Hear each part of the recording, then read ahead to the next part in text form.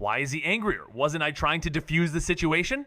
The question barely formed in Ronin's mind before reality shattered around him. Reason had no foothold in this storm.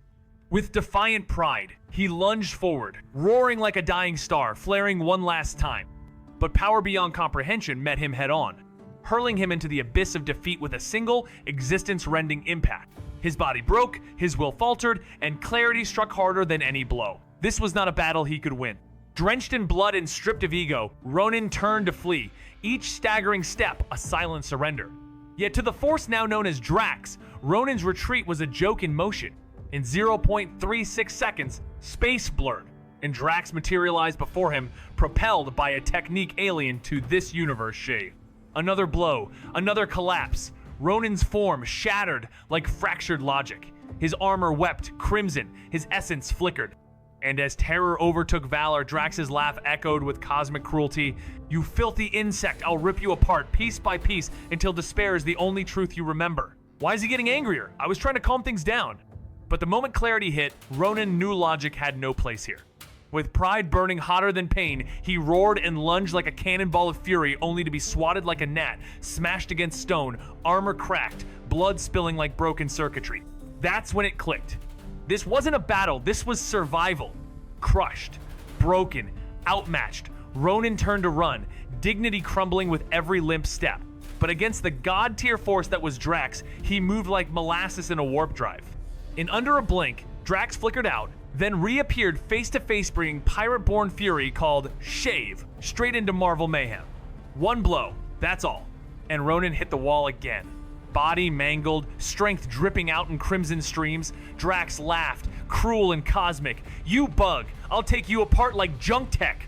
Twin blades drawn, steps echoing like countdowns. Drax advanced, and for Ronin, the end was no longer distant, it was now. Each footstep Drax took shattered the air like thunder, while Ronin screamed in panic, shouting orders that carried no weight. "Fire at him! Kill him now!" Dozens of ships unleashed torrents of scorching light, but they might as well have been summer breezes against Drax's evolved Physikian iron fortress, sculpted to laugh at destruction. Calm and relentless, Drax marched through the storm like a war god on autopilot. One stomp pinned Ronin in place, one pull ripped the illusion of control from his body. The destroyer didn't just tear off an arm, he tore down a tyrant. Rocket Raccoon, now a thunder-charged anomaly, danced through enemy ships like a lightning storm with a trigger. In moments, Ronin's fleet was nothing but cosmic ash, and Alex never moved a muscle. This was the design. Let Titans handle the noise. Just as the silence settled, a smirking blue figure swaggered onto the scene. Well, well, if it ain't my little Star-Lord.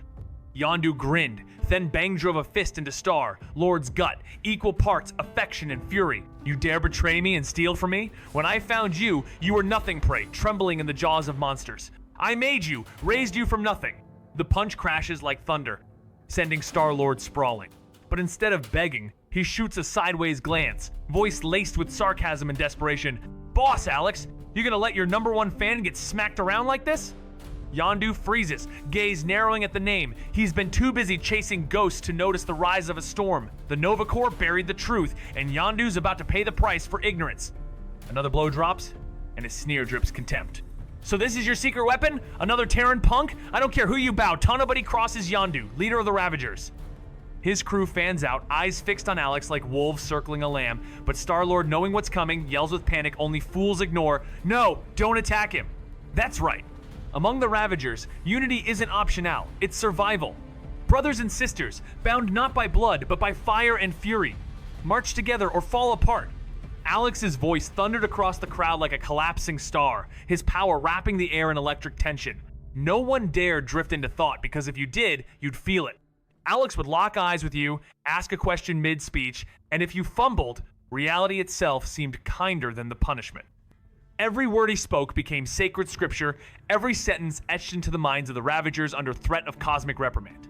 And yet, beneath it all, Alex was enjoying himself. Teaching wasn't just instruction, it was domination, revelation, and performance rolled into one. His past as a student was a speck of agony compared to the sublime satisfaction of control. The sermon might have continued forever if Yondu hadn't braved the storm. One careful question shattered the cycle. "Chief, any plans?" Alex's spiral eyes gleamed. "Oh yes, we find his father. We awaken his blood. We forge a new Celestial. Star-Lord froze, voice cracking like a broken timeline. My father's alive? Yondu answered before the multiverse could collapse again. Yeah, kid. Hired me to take you. Been hiding behind stars ever since. That's right, within the Ravagers, unity is law we thrive, not through chaos, but through the bonds of brotherhood and battle-forged trust. Alex's voice, sharp as a singularity blade, froze every heartbeat. No one dared blink. His twisted form of teaching turned terror into discipline, calling on crew members mid-speech with the cold glee of a cosmic warden. Those who failed paid in pain, their silence bought with bruises. The crew scribbling notes like their lives depended on it because they did watched as Alex reveled in his role. Not as a leader, but as a divine educator sculpting a new order. Yondu, walking the line between reverence and fear, finally cut through the storm with a cautious question. The response? A plan born of madness and cosmic ambition. Harnessing ego to ignite Star, Lord's dormant celestial core, transforming him into something beyond blood and bone. The room trembled not from power, but from truths. Revelation shattered what little comfort remained. Star, Lord's past cracked open, and Yondu's confession dropped like gravitational collapse. He scattered his seed across the stars, seeking an heir worthy of the celestial flame, but each offspring failed, and he erased them without a flicker of remorse. But you're different. The celestial gene pulses in your core. Stand near his true form, and you'll ignite with power vast enough to shake galaxies. That's why we're here to take him down, strip him of his divinity, and crown you as the ultimate force among the Guardians. Hold up, Gamora snapped, suspicion flaring. He's a planet, a god. Can he even be defeated? Eyes turned to Alex. He didn't flinch, just smirked. Did you all forget what we're really after? The Ravagers stood clueless, unaware of his deeper purpose. But the Guardians remembered. The wasteland, the cryptic words, the weight of impossible ambition. Gamora's voice cracked. You weren't joking. Even Rocket, now pulsing with new might, and Drax, hunger for war in his eyes, faltered. Celestial blood demands more than brute strength, it demands belief. He seeded countless bloodlines across galaxies, hunting for one spark, the celestial gene. When none emerged, he erased Themevry's last failure. But you carry it. Near his true form, that dormant power will ignite like a supernova. That's why we're here to obliterate your so-called father, siphon his essence, and crown you the mightiest force the cosmos has ever seen. But hold up, Gamora cuts in, doubts flaring. How do you even fight a living planet, a celestial? Silence drops. All eyes shift to Alex. He just smirks. Did you forget what this is all about? The Ravagers don't get it, they're new. But the Guardians remember. The wasteland, the warning, the promise. Gamora's eyes widen. You were serious. Even Rocket and Drax, pulsing with new might, suddenly feel the chill. Because standing against the Celestial isn't a battle, it's a cosmic reckoning. The Ravagers blinked in disbelief. What's the mission? They asked, half expecting a crazy joke. Star-Lord didn't flinch. We're wiping out every last Celestial in existence. Silence slammed the room. No? Seriously? They gasped. All eyes snapped to Alex. He didn't speak, just smiled. That smile rewrote the rules. Relax, he said coolly. You won't need to lift a finger. Just stand back and watch history bend. Then came the declaration, thunderous in its certainty. From this instant, the god-slaying begins.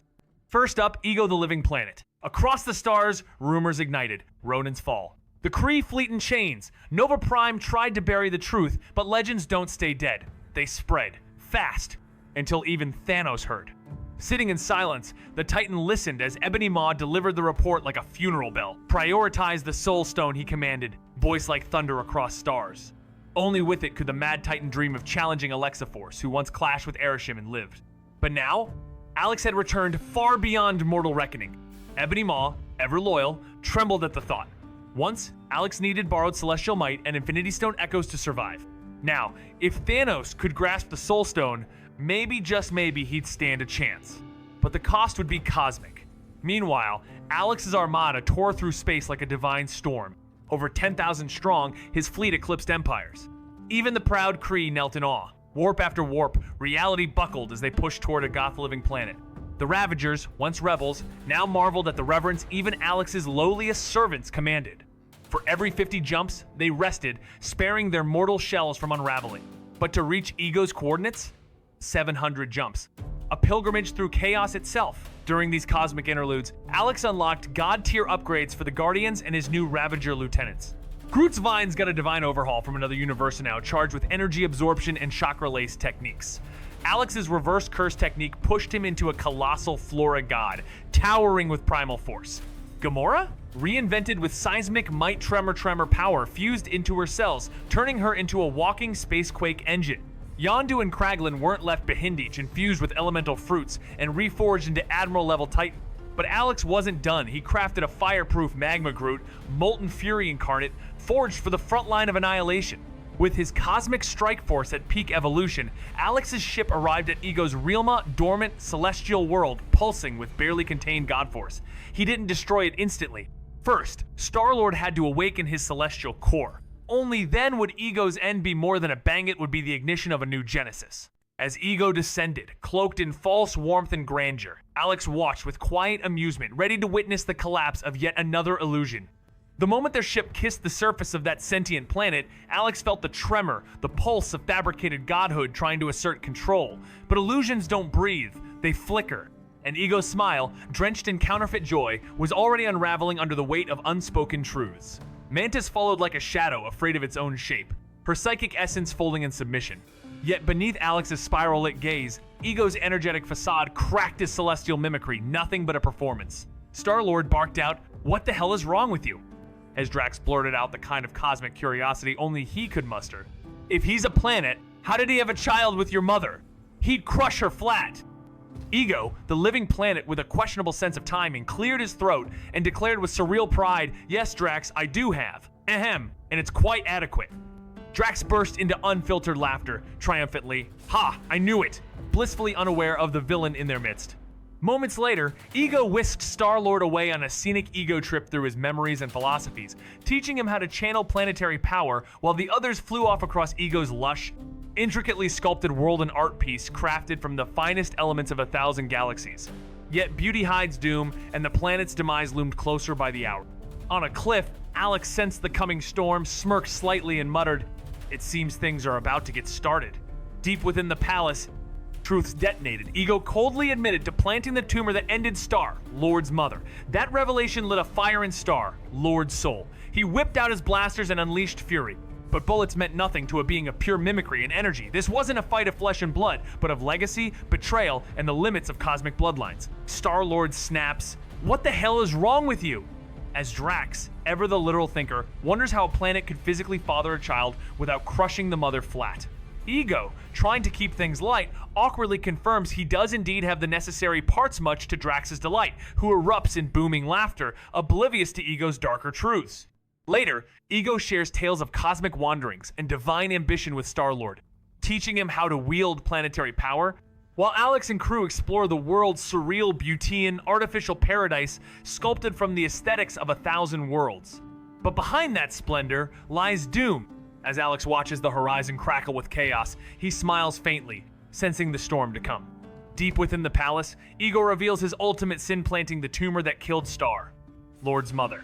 That truth detonates in Star, Lord's heart, like a cosmic supernova. Rage ignites. Blasters blaze. But Ego's form is no mere flesh, it's pure energy cloaked in illusion. Even as his body was torn apart, Ego's essence would simply reassemble, eye-undying, unrelenting. He stared down Star-Lord with a fury that could fracture moons. "Who dares strike me?" he roared. But Star-Lord, no longer the uncertain child, answered with thunder, "You killed my mother." Ego's face twisted with mockery. "I sculpted the perfect form for you, and this is your gratitude?" His visage rippled between old and young as a searing tendril of energy lanced through Star-Lord's chest, igniting the dormant celestial spark within him. "You were meant to rule beside me," Ego sneered, "but you'll spend the next 1,000 years fueling my evolution." As his power surged, neural roots erupted across the cosmos and Earth, Xandar, and beyond devouring landscapes, cities, and hope itself. Just as his victory seemed absolute, a voice from behind, calm and distant like a forgotten god, broke the silence. Ambitious. And if you truly succeed, your growth may spiral beyond even causality. You might even become the strongest singular entity in this universe. A voice sliced through Ego's focus like a blade of static. He whirled around, celestial essence twitching in alarm. No one should have been there. But Alex stood calm, eyes flicking over reality thread monitors like a curious godchild. Ego remembered him, Peter's forgettable companion, a cosmic footnote. Or so it seemed. There was no grandeur in the silver-haired man's aura, until now. Something primal and masked simmered beneath the veil. Still, Ego smirked only Celestials could match him. With a thought, he launched an energy tendril, a universe-threading lash meant to erase Alex in an instant. But as it neared, the construct shivered, dissolved, and flowed backward, devoured into Alex's being like ink into water. Ego's form froze.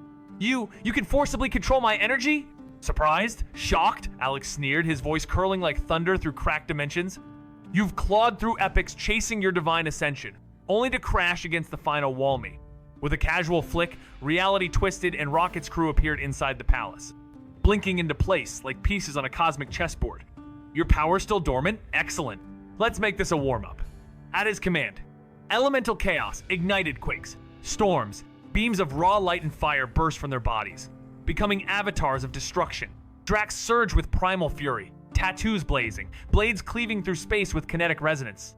Ego reeled, unready for this kind of coordinated entropy, his humanoid vessel reduced to dust beneath their existential barrage. But this was Ego, a being of planetary recursion. Rebirth was trivial. From the core, tentacles of incandescent power erupted, thicker, faster, more relentless. While the skies roared and gods clashed like echoes of ancient chaos, Alex lounged calmly to the side, popcorn in hand, watching the cosmic opera unfold with the air of a man flipping through a magazine. But when he called Peter over, his gaze sharpened like a dimensional blade. Are you ready to stop being human? The question sliced deeper than it sounded.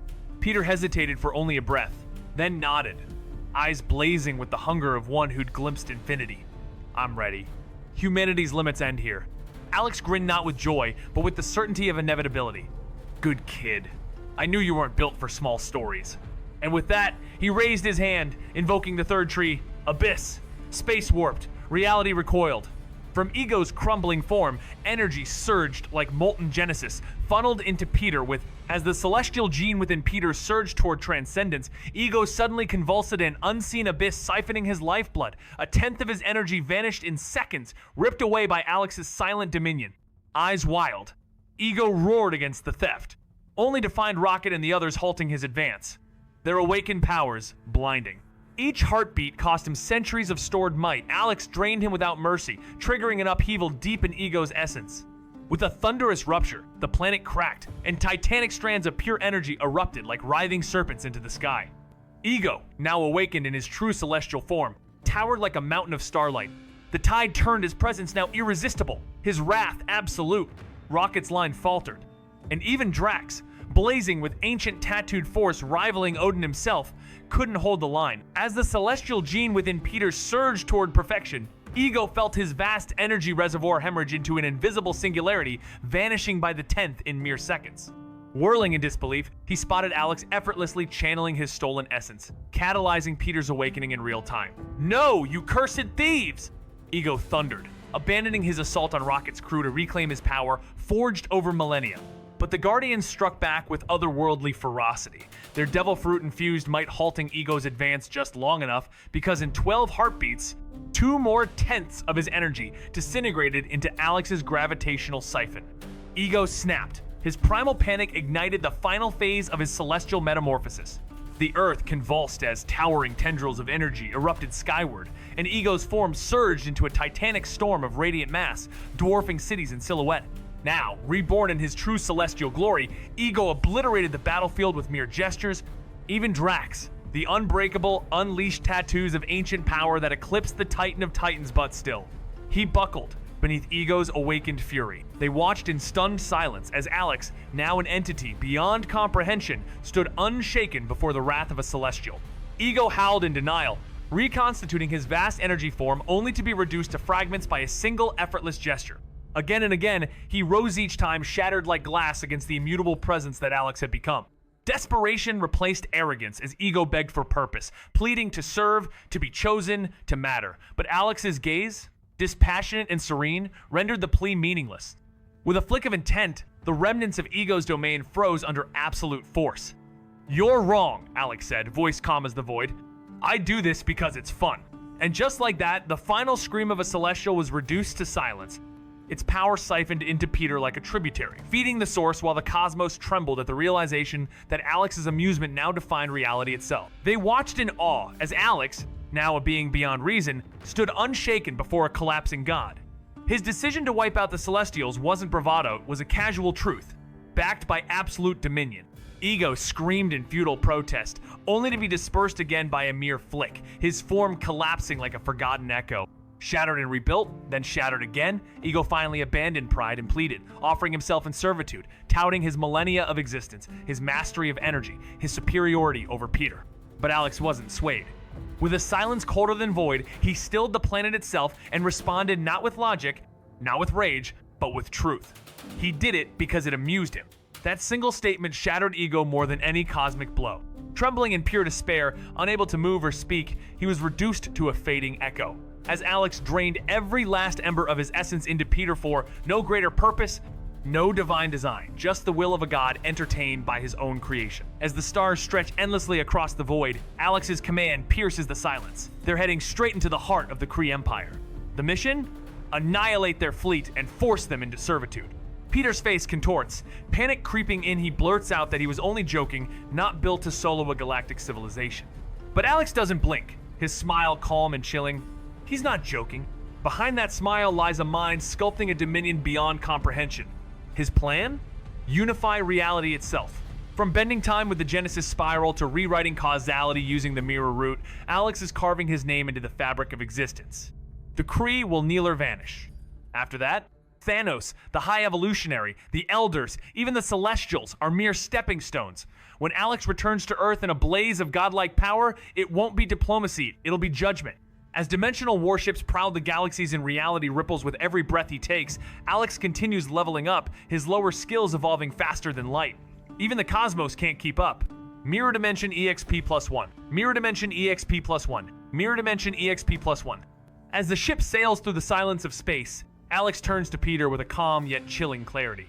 We're heading to the Kree Empire. You'll crush their fleet and take their ships. Peter laughs nervously, trying to play it off. Boss, that was a joke, right? Ding! Congratulations, your skill, Mirror Dimension, has leveled up. Mirror Dimension Living 4, 1/5000th. Create a permanently stable dimensional space. Current maximum size, approximately equal to the solar system. The sudden surge in power caught Alex off guard. He hadn't expected the Mirror Dimension to reach such a cosmic scale. With a flick of thought, he pierced the boundary of space, returning to his pocket dimension. The air shimmered as the skill activated, humming with low resonance. Vibrations swept across the dimension like an invisible tide. Selena and the others stood still as their world expanded before their eyes. The walls of their reality pulled outward into the void. It was no longer a hidden pocket, it was an embryonic universe. Selena, unfazed, gave the newcomers a reassuring nod. The Master's doing it again, she said calmly. This used to be no bigger than a town now? Her gaze drifted far into the endless horizon, probably the size of Earth. Nami's breath hitched, her thoughts spinning. So, he can create worlds? Awe filled her words. Luffy, on the other hand, just grinned. Why, this was adventure in its purest form. As Alex neared Hala, capital of the Kree Empire, the galaxy rippled with tensome empires, cheered, eager to see old rivals humbled, while others trembled, questioning the sanity of challenging a being whispered to command fire, lightning, and dimensional collapse itself. Officials pointed fingers, blaming Ronan for daring to stir such a force. Skeptics scoffed, clinging to disbelief that a Terran could shatter planets or strike fear in the likes of Thanos. Yet pride burned hot, determined to prove their supremacy. The Kree prepared for war, oblivious to the singularity drawing near. After hundreds of warp jumps, Alex's fleet neared the throne world, the air thick with cosmic inevitability. In the command deck, Star, Lord's nerves finally cracked as he eyed the approaching storm and muttered, half pleading, "Boss Alex, maybe we're taking this a bit far." One guy against the whole empire? Alex didn't answer. He simply turned back to the energy sphere, twisting in his hand-concentrated law, collapsing time its surface, pulsing with the spiral logic of rewritten reality. As Alex streaked toward Hala, capital of the Kree Empire, the galactic stage held its breath, some with hope, others with dread. The Skrulls and Shi'ar toasted his path, praying he'd shatter their age-old enemy. Alex had ascended beyond mortal scale, mastering the simultaneous activation of Third Tree, Abyss State and Root State, fusing their effects into a singular metaphysical cascade. With Root now at level 3, his grasp over the laws binding both the current cosmos and his dimensional universe surged, twisting fundamental truths like strings in his hand. He theorizedno, envisioned a future where his root reached such transcendence that this universe would fracture from the multiversal lattice, becoming wholly his domain. And beyond that, the subjugation of other gods' realms, not through war, but through absolute systemic overwrite. Each pulse of practice brought him closer. Meanwhile, Star-Lord, despite his celestial spark, quivered under the weight of responsibility. His voice, frail against the silence of Alex's aura, pleaded for backup. But Alex, unbothered, dispelled his gathered energy like it was dust and replied with the weight of a collapsing timeline. Come on, dude, is your vision that narrow? You're wielding planetary destruction and still thinking small? Stretch your perception. Star-Lord winced, voicing fears of unstable power and Kree superweapons. Alex just smiled calm, cosmic, unknowable. Alex had done the unthinkably, mastered the dual activation of Third Tree, Abyss State and Root State, stacking their cosmic might-like layered singularities ready to burst. Each evolution of his Root ability didn't just boost his control, rewrote the very pulse of the universe, bending it toward his own dimensional rhythm.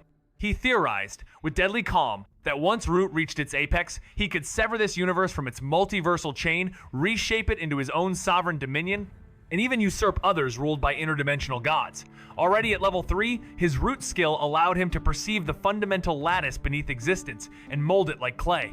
Equal in difficulty to transcendent techniques like Curse Technique Reversal. Blue, Root was no mere power, it was a metaphysical override switch. Amid this, Star-Lord, trembling with power he couldn't tame, begged for backup. But Alex, calm as entropy, dismissed the idea with a smirk and a flick of his hand, dissolving an energy sphere like it was a passing thought. Come on, dude. Is your vision that narrow? You've hit celestial level strength, you can vaporize planets without breaking a sweat. A Kree fleet? That's a footnote. Star-Lord, nearly cracked, voice shaking about. You think you're worthy? The Kree officer's mask of diplomacy shattered as Star-Lord leaned in, drunk on the power that now backed him. Misunderstanding? Compensation? Ha! He laughed, no longer the snarky outlaw but a lion with divine teeth, clawing at the crumbling pride of an empire. The officer stammered, clinging to the lie that Ronan was a rogue too late. Star, Lord's eyes flared with purpose, but before he could strike, Alex's voice boomed, like causality itself, fracturing. You're failing, he said flatly, the words heavier than gravity. Star-Lord turned, confused, only to be told the true creed. Talk means nothing, rewriting power means everything. Crush their fleet, bend their reality. Then, and only then, will they kneel. Without warning, Alex's kick became a commandment. Star-Lord was launched through a reality-tearing portal, colliding with the warfront like a prophecy incarnate. Where the Kree armada wait unaware, they now faced a cosmic storm wrapped in human skin. The Kree officer stood frozen on the bridge, eyes wide with confusion, as Alex Locke, aloof and unreadable, had just cast his own subordinate into the void of space like cosmic trash. But something was off. Out there, drifting among stars in silence, Star-Lord wasn't dying. He wasn't gasping, freezing, or event. Aboard the Kree warship, the officer stood frozen, his mind reeling. Why would Alex eject his own subordinate into space? Punishment? Abandonment? But then came the shock. Star-Lord, exposed to the vacuum, moved effortlessly, untouched by the cold or suffocation, as if the laws of physics politely stepped aside. The officer squinted at the void, unease curling in his gut. This Ravager is no ordinary being, he muttered, confusion tightening like a vice. Then, over the comms, Alex's voice slithered in mocking, surgical. Defeat Star-Lord, and I'll accept your apology and recall the fleet. The officer blinked. Baffled? Defeat him? The intelligence said Star-Lord was a petty outlaw, hardly a blip on the Empire's radar. Yet now, stripped of titles and allies, he stood alone, and Alex dared them to challenge him? A symbolic duel, perhaps? A cosmic gesture of peace? Hope kindled in the officer's chest as he bowed slightly toward the screen. Thank you, Supreme Alex. We accept your terms. But across the stars, watching through a dozen layered timelines, Alex smiled not with mercy, but the thrill of a new hypothesis forming. The Kree unleashed everything missiles, plasma bursts, a storm of death, but Star-Lord stood at the eye of the storm, untouchable, his energy shield flickering like a living sun. He walked through annihilation as if the Kree launched everything they had, missiles, laser cannons, orbital salvos, but nothing touched him. Star-Lord, now cloaked in celestial energy, deflected their attacks like flicking away stardust.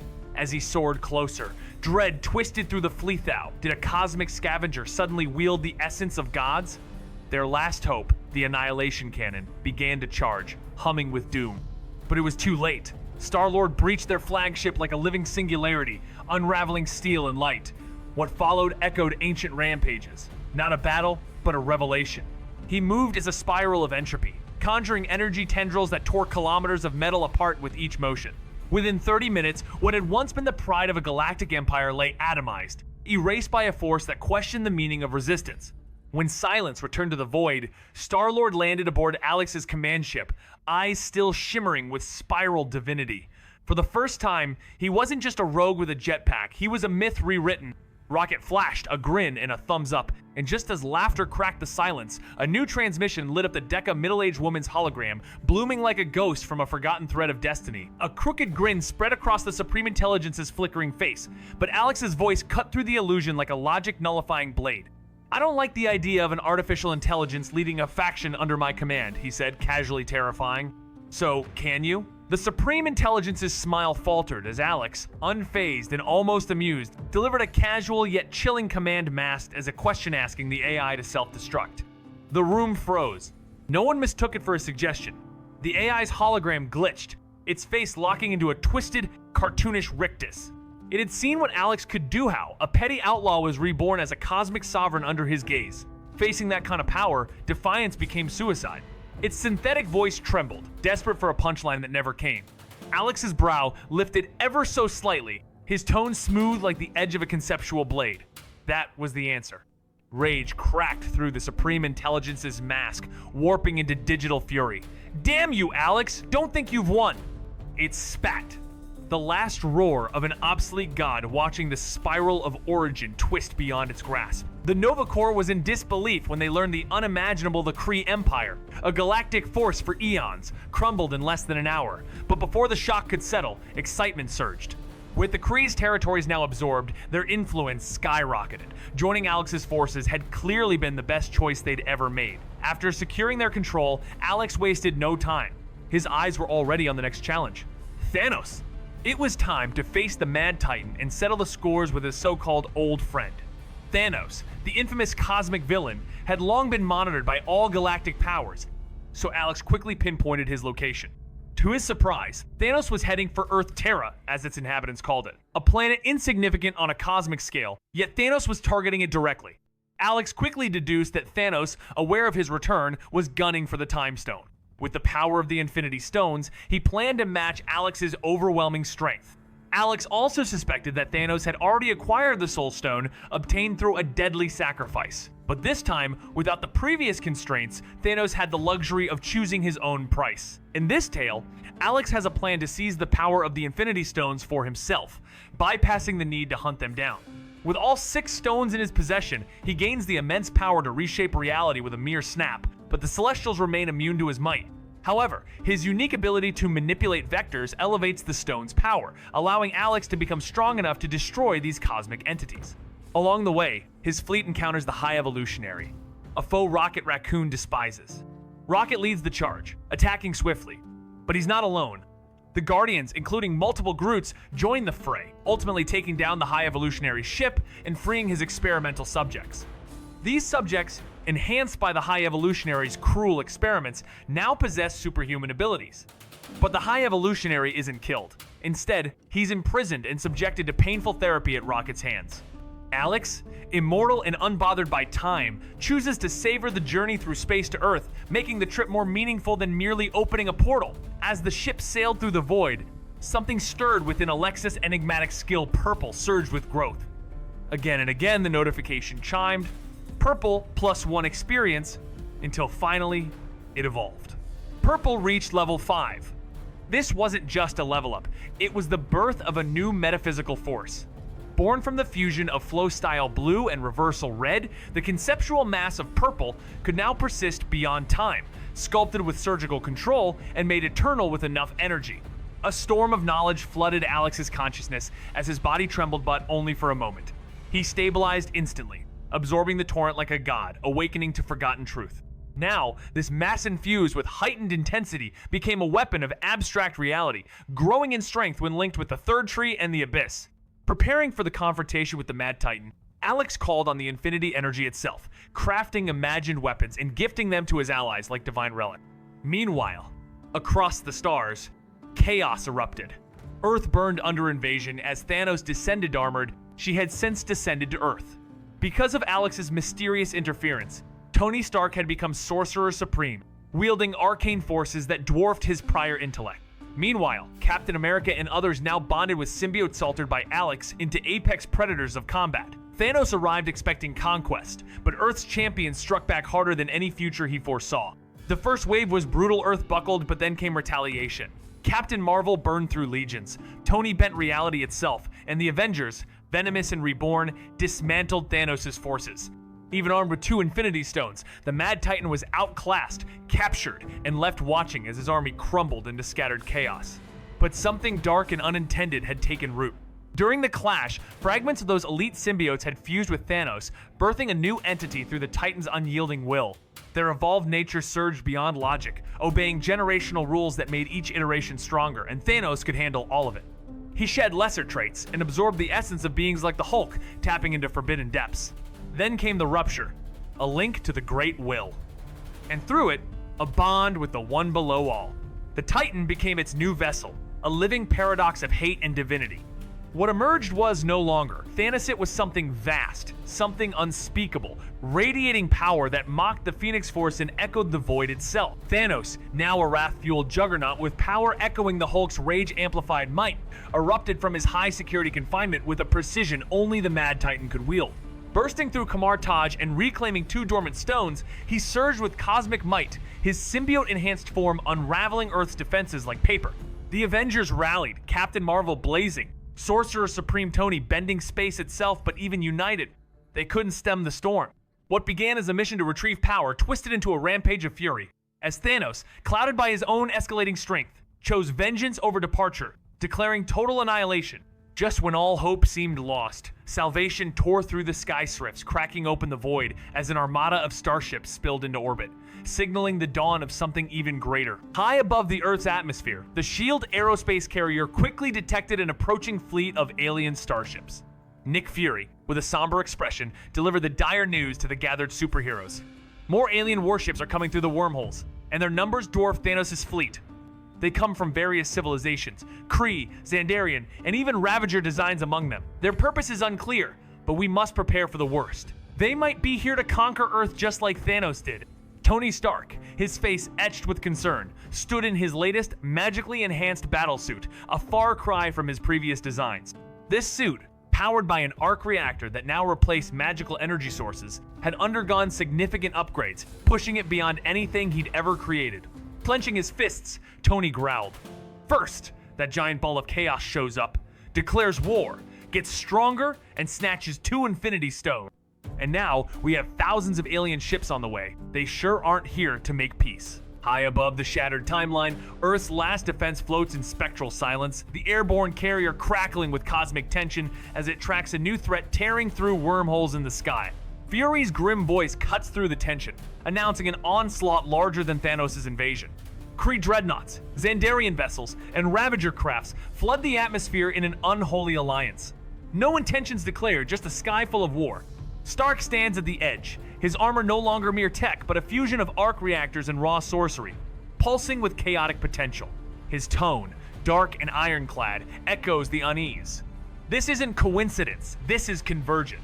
The universe isn't done with Earth yet, and the next wave may not ask questions before rewriting the rules of survival. The name Alex had become a ghost story told in whispers, spoken with clenched jaws and shivers down spines. Once a legend wrapped in fury, he didn't just challenge the world, he cracked it wide open. With the Mind Stone gripped like a loaded weapon, he shattered governments, bent mutant strongholds to his will, and crushed the minds of Earth's most guarded institutions. His betrayal carved deep scars, even among his own kind. But chaos has a twin, revelation. For in Alex's wake, something unimaginable bloomed Tony, reborn as the Supreme Sorcerer, Earth's last arcane sentinel. And as the Celestials thundered down from the heavens, it wasn't courage or fate that slowed their fall, it was the monstrous power Alex became, a force so twisted and relentless, it gave Earth one sliver of hope against a greater doom. Love him, hate him, fear him. Alex was the storm, and the eye within it. Others had been gifted symbiotes, and suddenly, the battlefield shifted. These weren't just enhancements. They were monstrous upgrades that turned strong heroes into walking cataclysm. Now, even warriors like the Thunderer and the Cosmic Sentinel moved with amplified force, clad in living armor that pulsed with alien power. Only the Archmage stood defiant, channeling his synthetic magic through pure will and reactor light. But in a twist no one saw coming, the Titan of Death bonded with the symbiote too, and something inside him snapped. He raged. He evolved, channeling the fury of the green beast, once thought buried, and the tide turned dark. In the war room, tension thick as cosmic dust, the strategist finally broke the silence, voice cutting through like a command line. We reach out to the new commercive. They want war with the Mad Titan. They're our allies. If not, maybe they're bait. But if they stand with him, we vanish and take Earthseed with us. Silent nods. The message went out. Seconds crawled like dying stars. Then the screen flared and standing there was a ghost wrapped in memory, eyes swirling with mischief and infinity. Hello everyone, came the voice, calm and unstoppable. Been 2 years. The battle had shifted beyond the scale of mortals enhanced by parasitic symbiotes. Earth's mightiest now wore living armor, each one supercharged to terrifying new limits. But Tony Stark, ever the outlier, stood alone with arcane tech pulsing through his veins. The real disaster came from within. A lapse in vigilance, a symbiote latching onto Thanos, and with it, a monstrous new rage-based evolution no one foresaw. As the Avengers reeled, Nick Fury stepped in with grim clarity, suggesting diplomacy with an approaching alien fleet that could be friend, foe, or desperate gamble. The silence that followed was broken only by the flicker of a signal. A face emerged from the cosmic, hazy silver-haired, eyes like spinning mirrors of fate. He smiled, amused at their shock. Hey there! It's been 2 years, he said Alex had returned, and reality itself just held its breath. You'll get no second chances here. Captain Marvel stood tall, fire in her eyes, defiance in her voice, symbiote pulsing with newfound might. She faced Alex like a storm before the void. You devil, just you wait, I'll defeat you.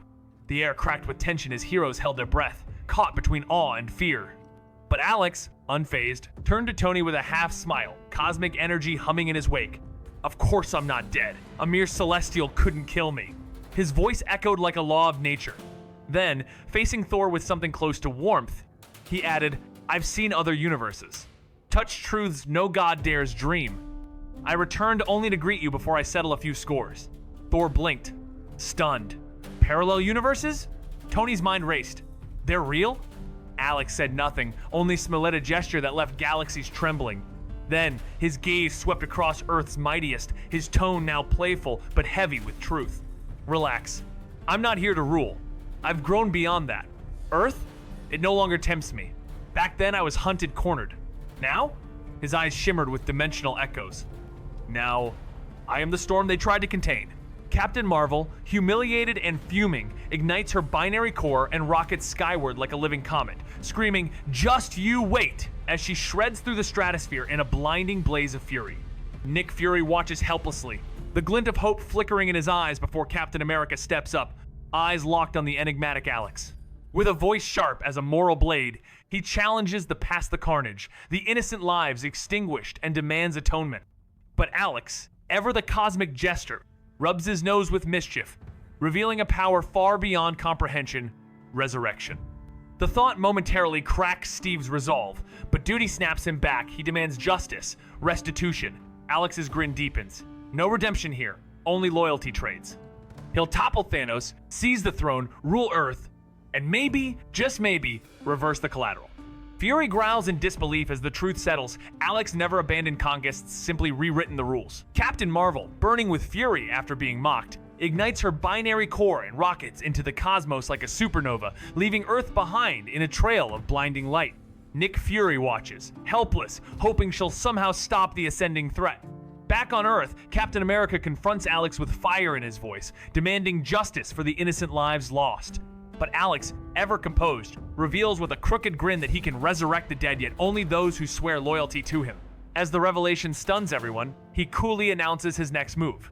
He'll eliminate Thanos, seize his throne, and make Earth his own dominion.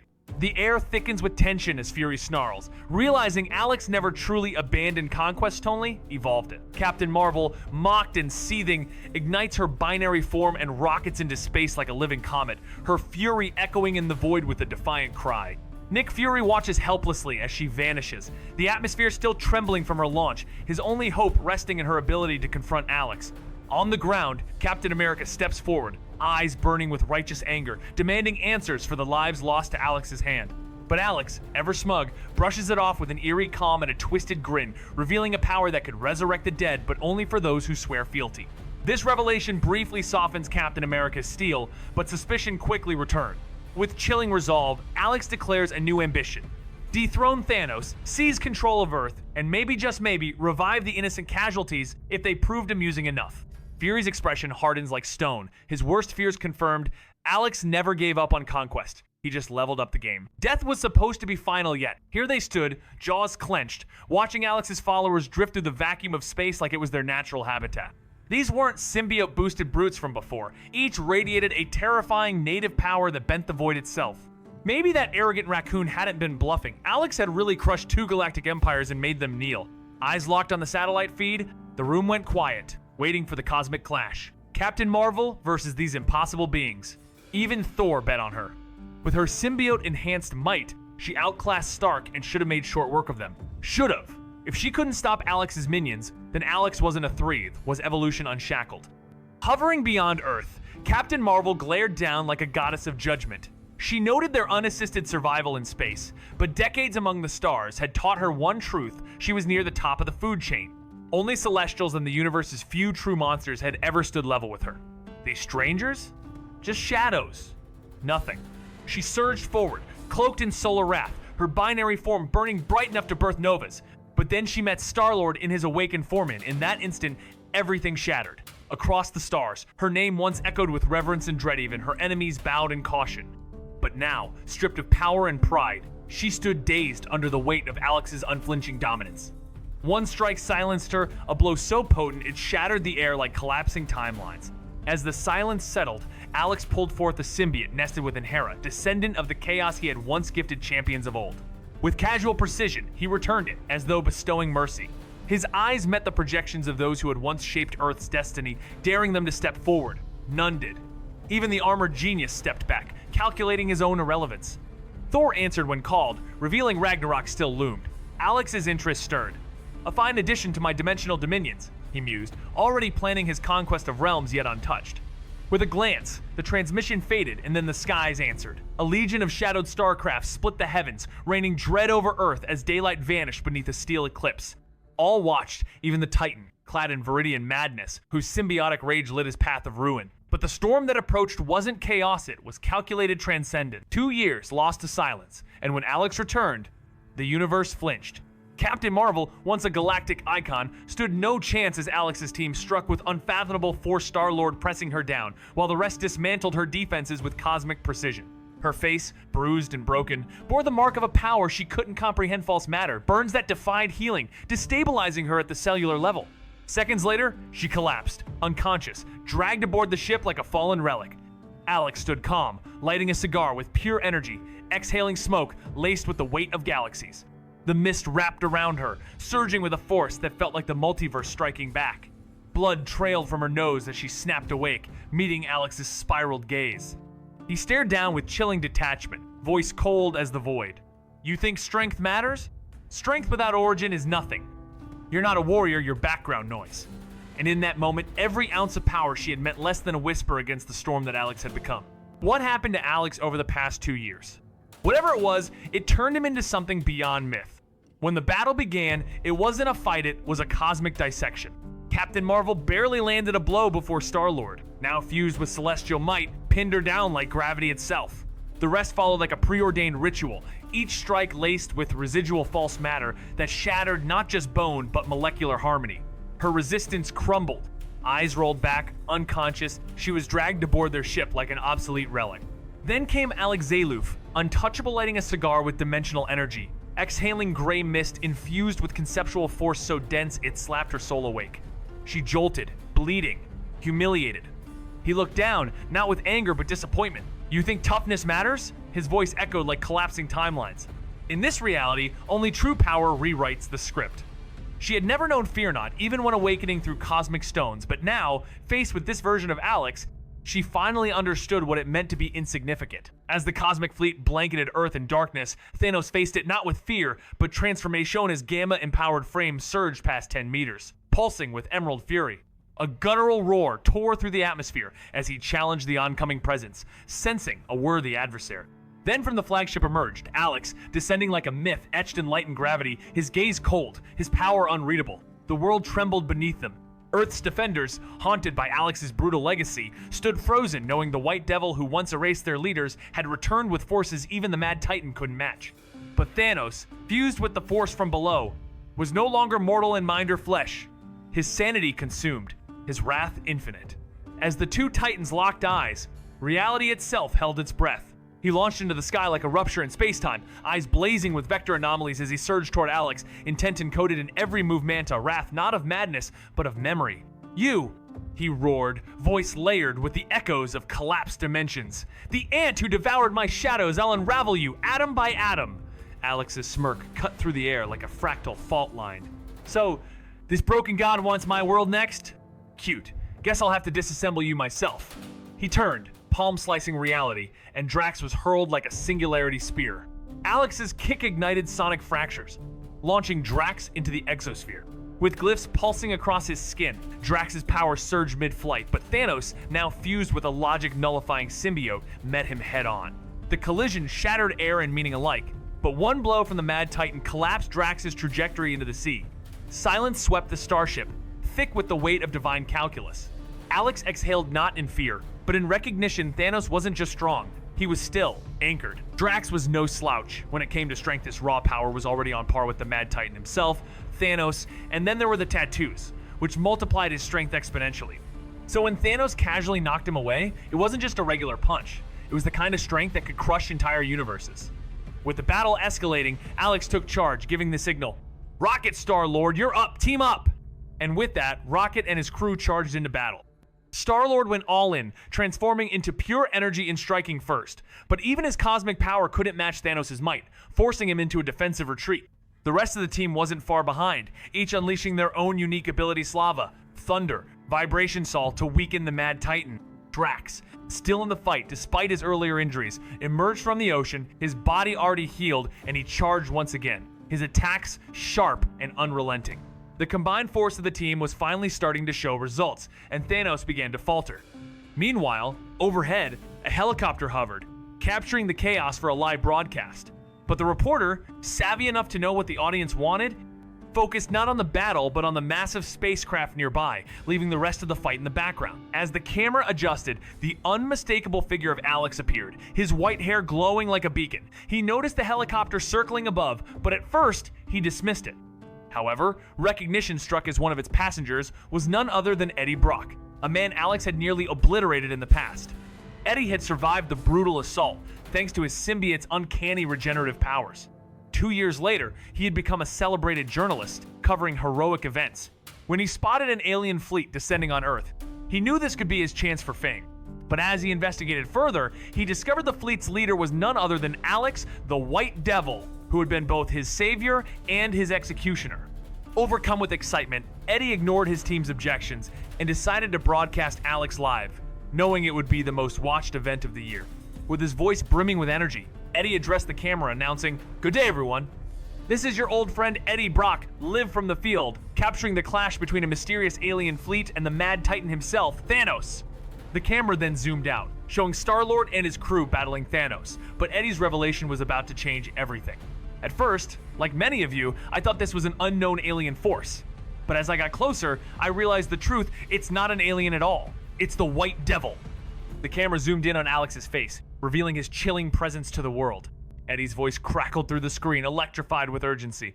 2 years ago, the White Devil vanished after clashing with a Celestial, leaving only questions and wreckage behind. But no, he's back. The broadcast surged with speculation as Eddie interrogated the airwaves. Has he returned to aid Earth against the Mad Titan, or to drown the world in death again? Maybe. He's come to claim the planet as his own? But just as Eddie leaned in to stir deeper, his cameraman froze, trembling, a single finger rising to point behind him. Eddie turned and time itself seemed to shudder. Towering with cosmic calm, eyes aglow like twin spirals of infinity, stood Alec. With a grin that sliced through silence, he stepped into frame, radiating power carved from fallen gods and shattered dimensions. "Hello, everyone. Miss me? I've been off conquering civilizations and cracking the code of creation. But now, I'm back in your universe, and today, I've got something special. A performance. Enjoy." The moment Alex reappeared, chaos reigned across the world. For mutants, it was a beacon of hope. 2 years prior, Alex had brought governments to their knees, decimating military installations and eliminating powerful figures.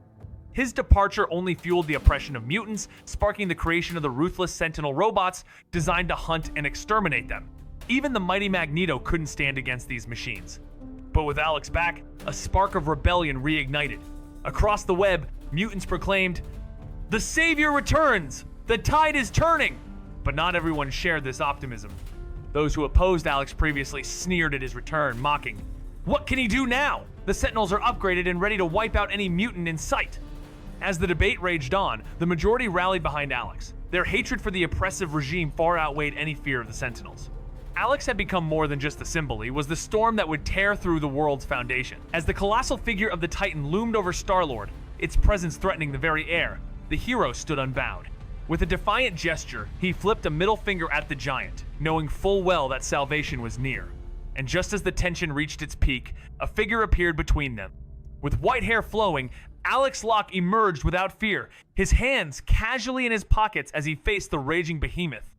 Thanos, enraged, expanded in size and swung a fist that could have torn through space itself. But Alex, now standing at the edge of multiversal power, saw Thanos as little more than an insect. In an instant, Alex entered his third tree, Abyss State, manipulating the fabric of reality with a flick of his finger. The clash of titanic forces was rendered meaningless. Alex's strength, far surpassing Thanos, turned the giant's punch into nothing more than a cosmic misstep. In this moment, size and power were irrelevant, only the depth of one's mastery over the very laws of existence mattered. As Thanos looms over Star-Lord, ready to crush him, the hero doesn't flinch, defiantly giving the villain the finger. But Star-Lord knows he's not alone in this fight. Someone powerful is watching. In an instant, a white-haired figure steps between them, hands casually in pockets. It's Alex, cool as ever, facing the monstrous Titan without a hint of fear.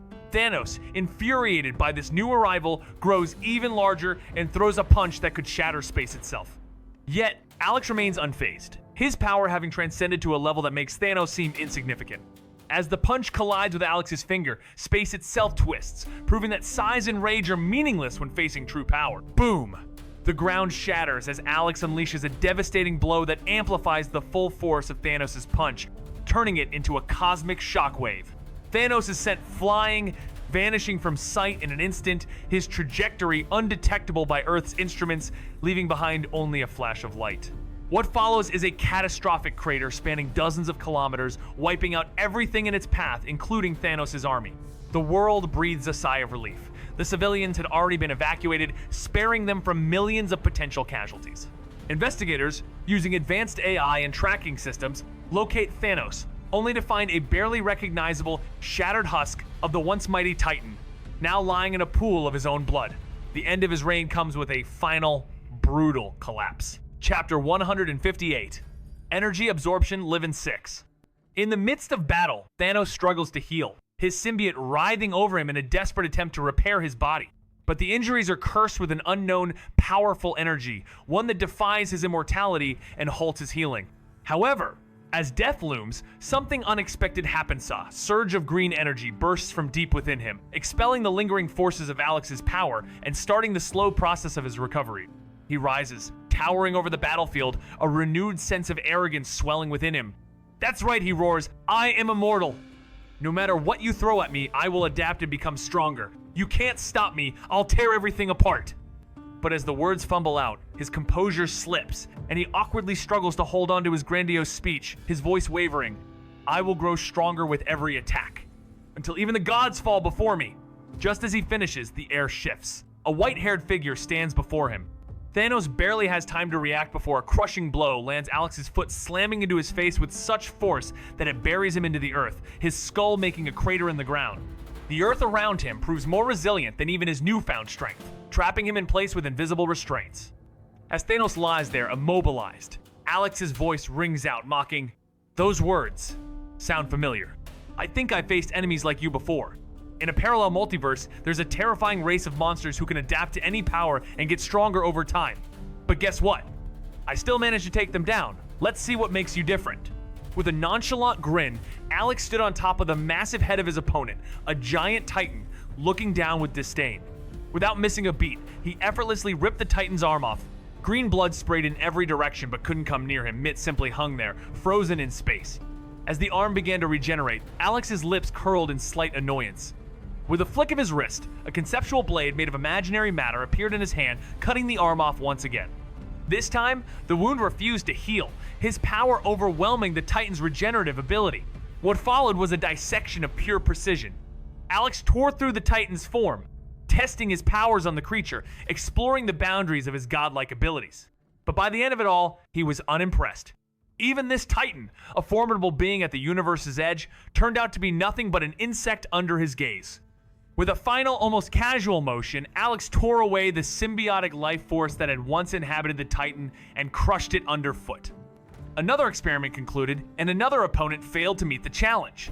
With a crushing stomp, Alex obliterated Thanos' form, reducing it to nothingness, marking the end of the Mad Titan's reign. A being who had once bent the cosmos to his will had been erased effortlessly. But Alex wasn't impressed. Thanos had been too weak. However, there was a silver lining. The symbiote that had once bonded with Thanos had been altered by Toba's gamma radiation, becoming an incredibly powerful entity. If someone like Star-Lord were to wear it, they might reach the strength of a universe-defying powerhouse. This symbiote had significant value for research.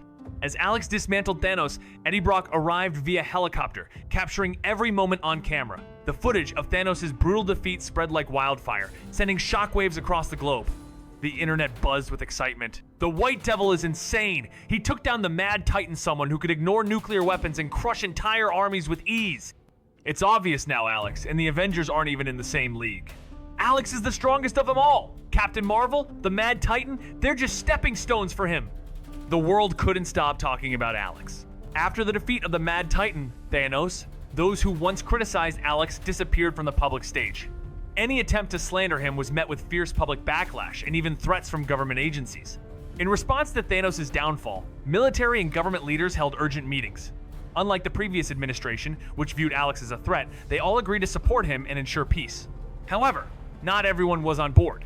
A small group of officials considered Alex a grave danger.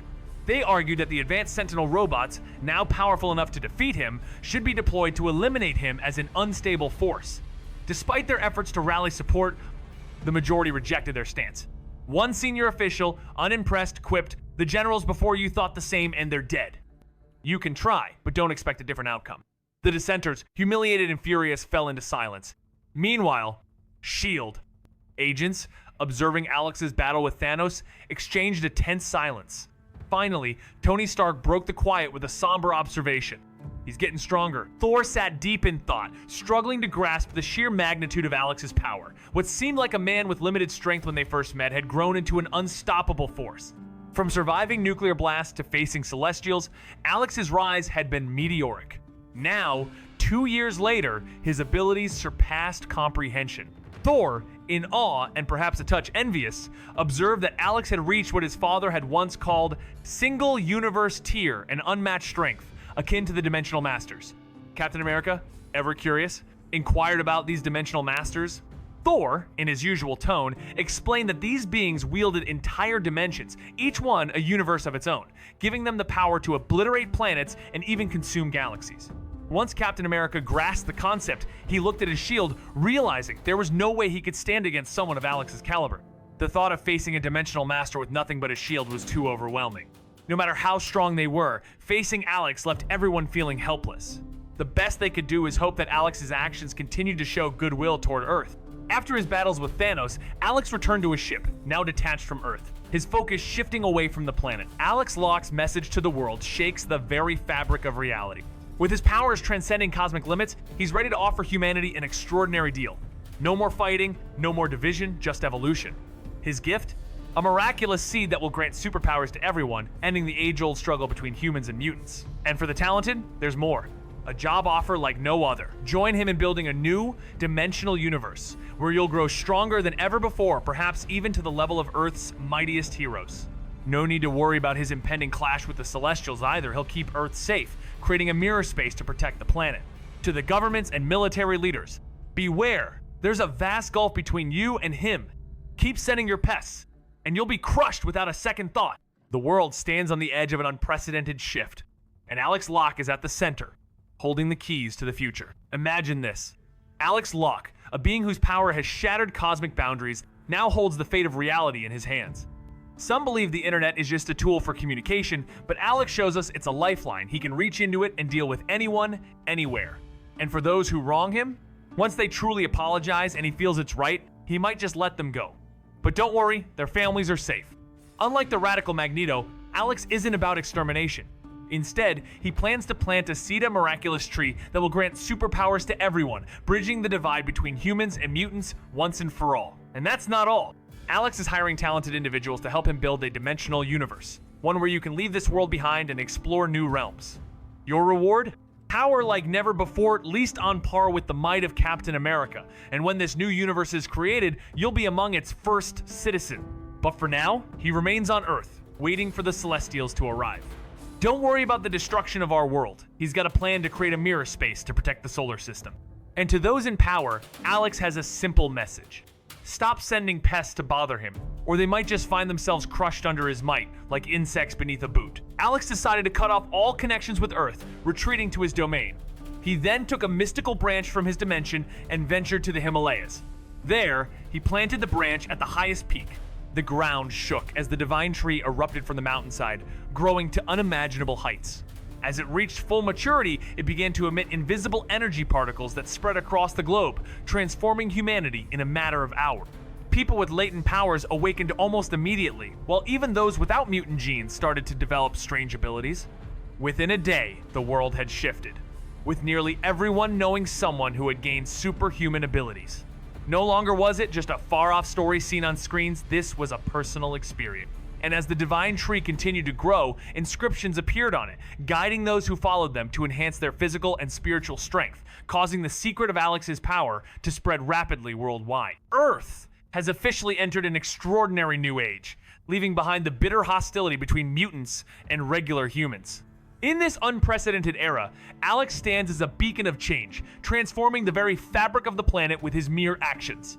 What would have been enough to fill an entire spiritual revival novel now means little to Alex. While the world outside, including Star-Lord and others, enjoys their moments in the spotlight, Alex is focused solely on refining his abilities.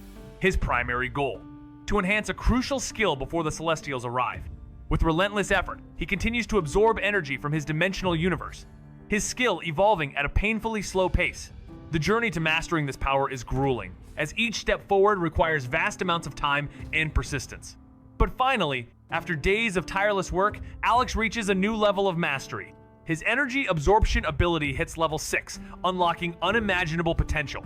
He can now absorb all forms of energy within a 10-kilometer radius without limits on speed or capacity. Alex can manipulate energy at will, disassemble matter, and create anything from pure energy.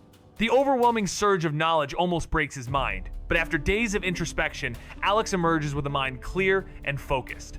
Around him, objects dissolve and reform, reshaped by his newfound power, the power of creation itself. Earth has officially entered a new and extraordinary era, as the conflict between mutants and regular humans fades into the past. Alex, through his unwavering efforts, reshaped the very fabric of the planet. These changes, which could fill the pages of an entire spiritual revival tale, no longer mattered to him. While others, like Star-Lord, held interviews, Alex focused solely on honing his abilities. With the Celestials' arrival imminent, he set his sights on mastering a vital skill.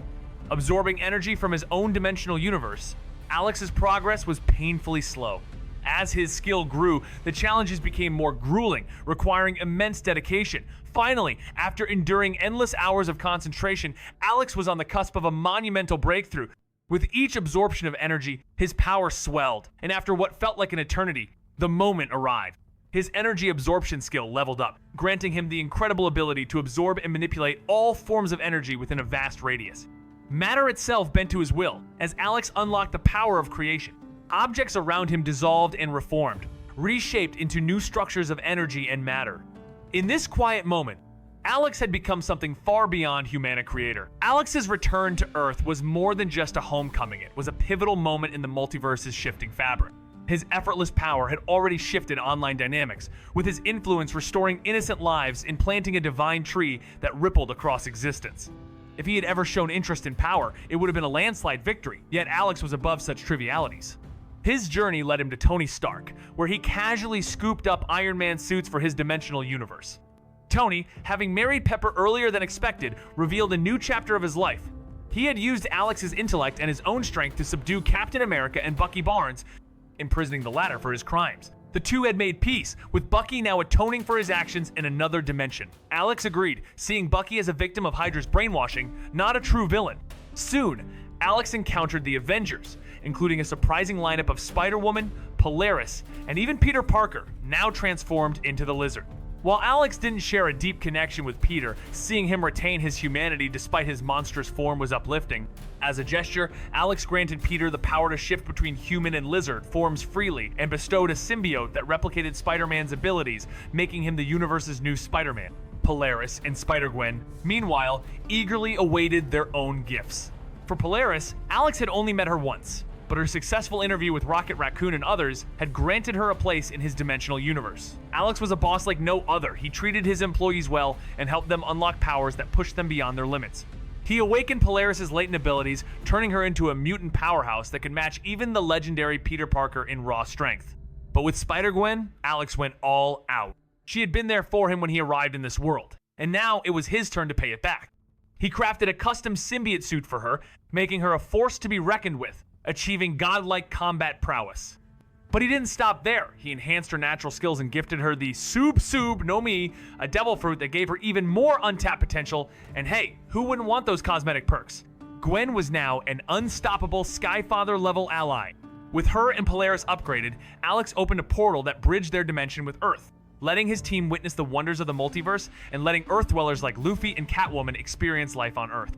It was a time of excitement, especially when Nami discovered Earth's food and fashion. She was ecstatic, calling joining Alex's team the best decision of her life. But just when Alex thought he could relax, the universe had other plans. While lounging on a beach, Alex felt a familiar shift in the air. The Celestials were back. Their descent was all over the news, and everyone was wondering if Alex could survive the next battle or if the mighty Celestials would finally take him down. In a reality-bending showdown, Alex Locke stands at the edge of the multiverse, his powers evolving beyond comprehension. With his cosmic energy surging, Alex steps up to face the mighty Arishem, the celestial judge, whose colossal form looms like a god. But what should feel overwhelming? Instead, Alex feels a strange underwhelm. The energy radiating from Arishem doesn't possess the awe he'd imagined. The Celestial's arrival was long anticipated, but the delay? That caught Alex off guard.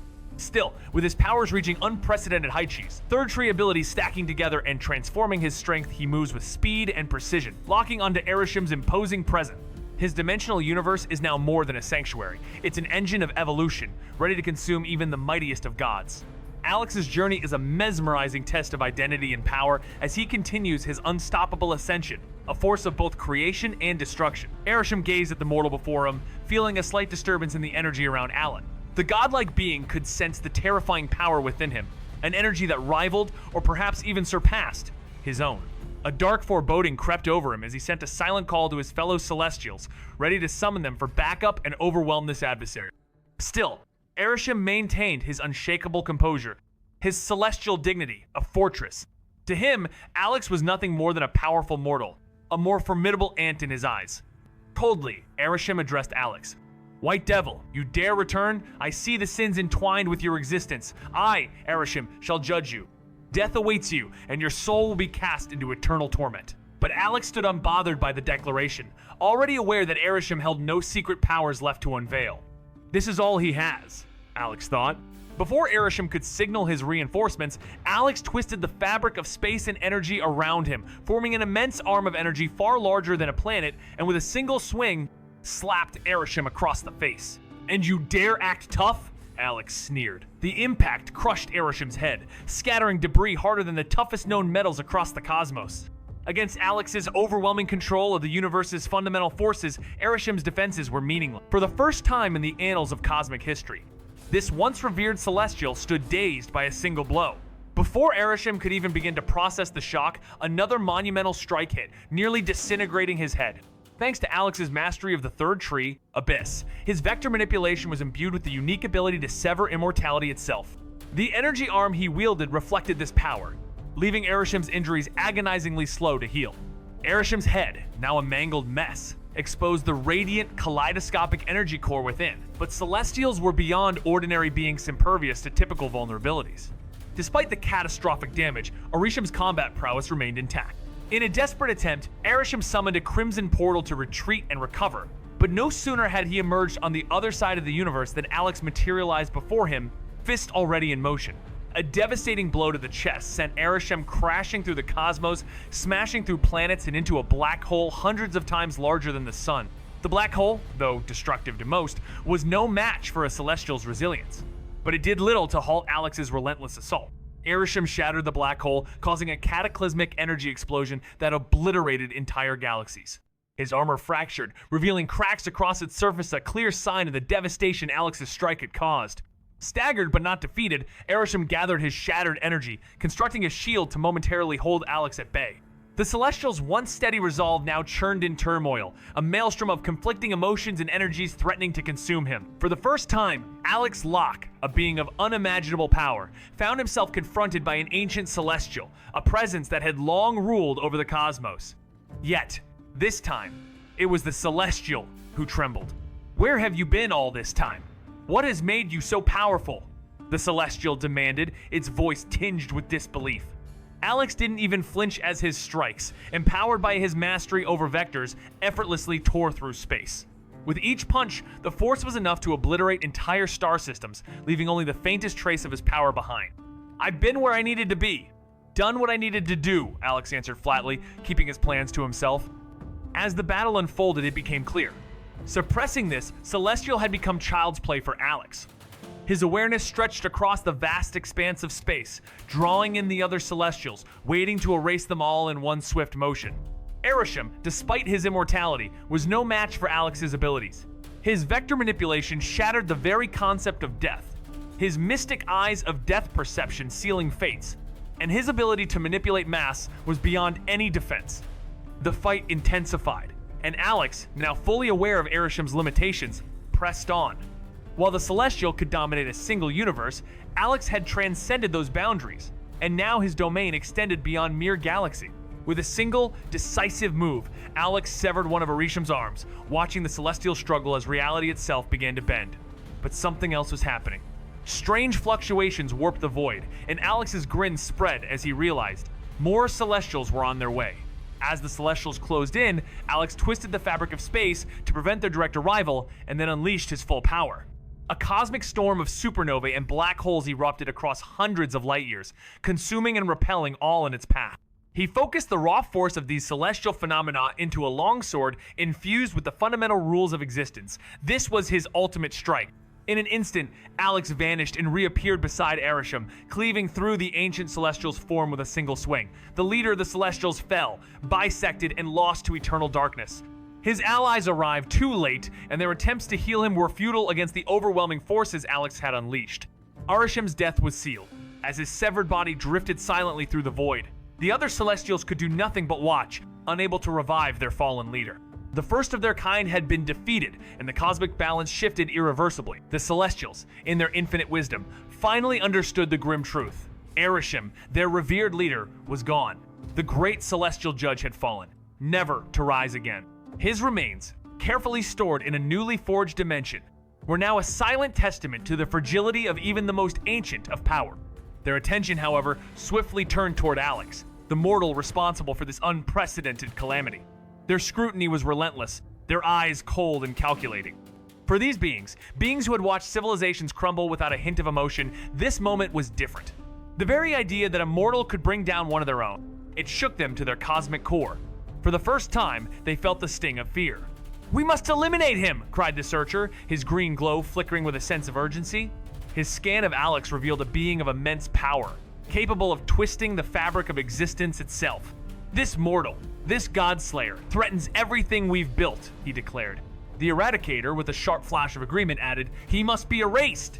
Yet, the Collector, ever meticulous, saw something else, the chance to study this strange mortal whose very existence bent the boundaries of the known universe.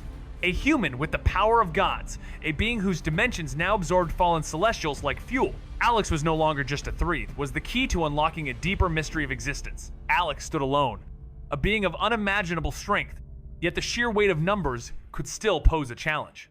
Without hesitation, he chose to strike first. In the blink of an eye, he disappeared and reappeared behind the green glowing searcher, delivering his most potent attack.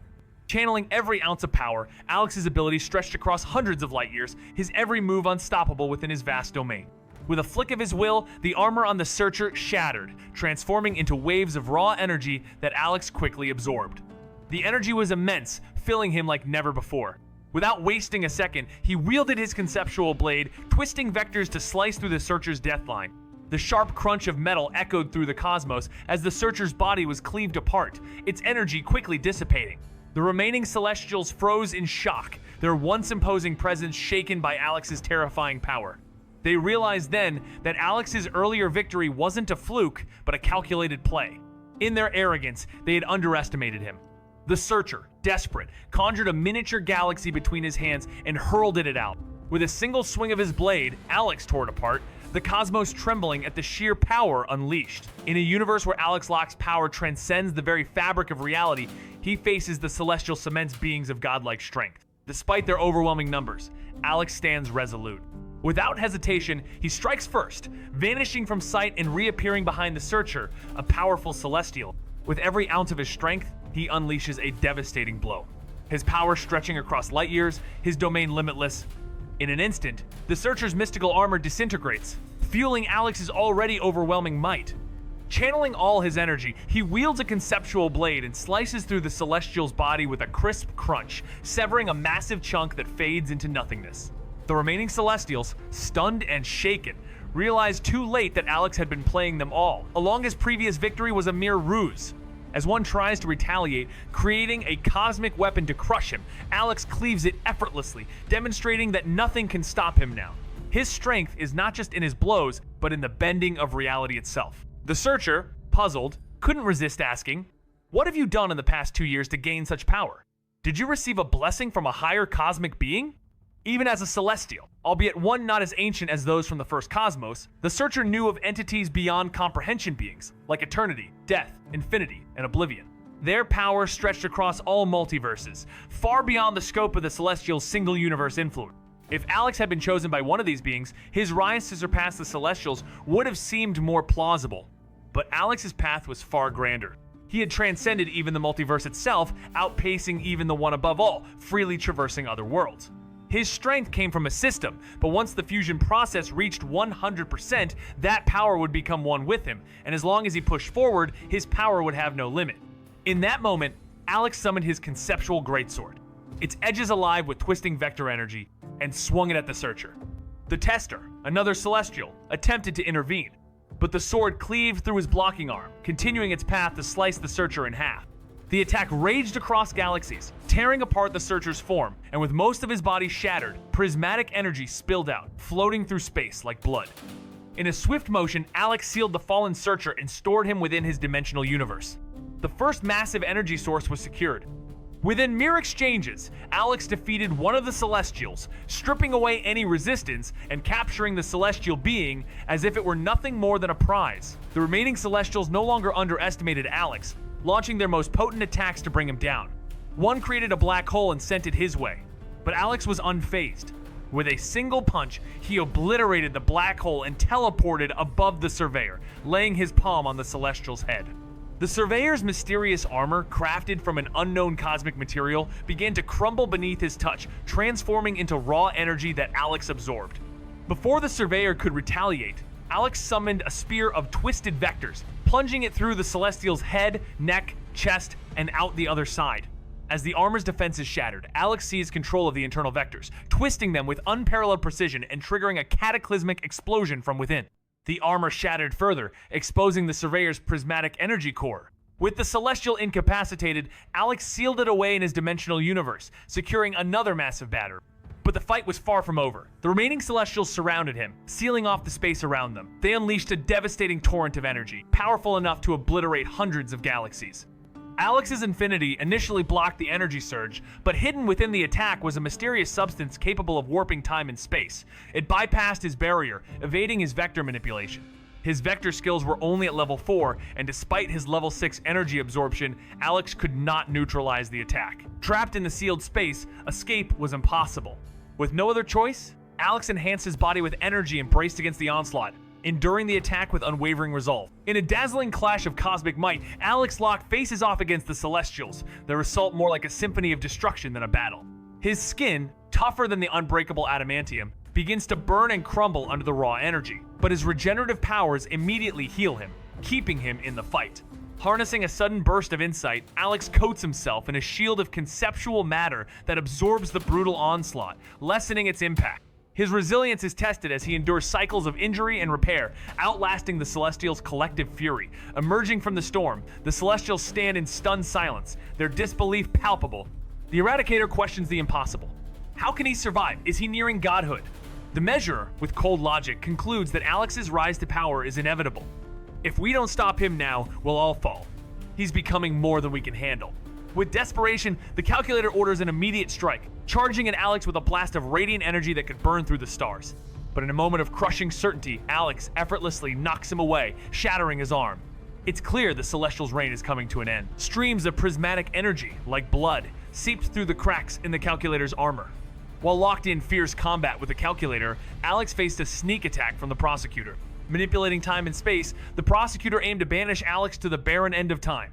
But Alex, master of both spatial and temporal powers, easily nullified the attack.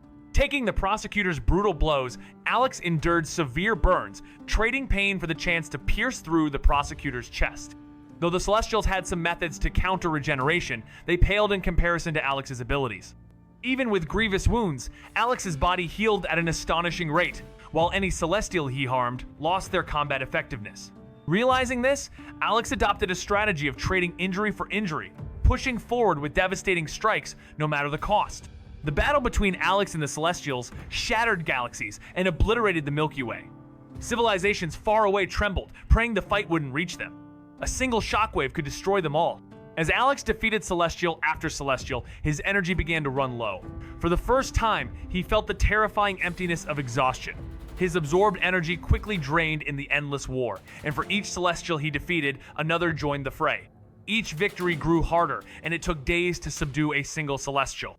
After what seemed like an eternity, Alex fought on instinct, his body moving without thought. Then, the familiar system notification broke through his days.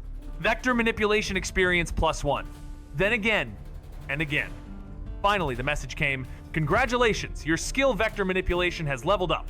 Alex Locke's power reaches cosmic heights as he surpasses the boundaries of reality itself. With an arsenal of abilities now at his disposal, including the manipulation of every vector, scalar, and cosmic force, he becomes an unstoppable force of nature.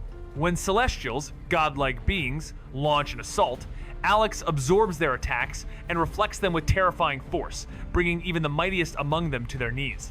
With a single strike, he tears apart the very fabric of space, obliterating his enemies with devastating precision.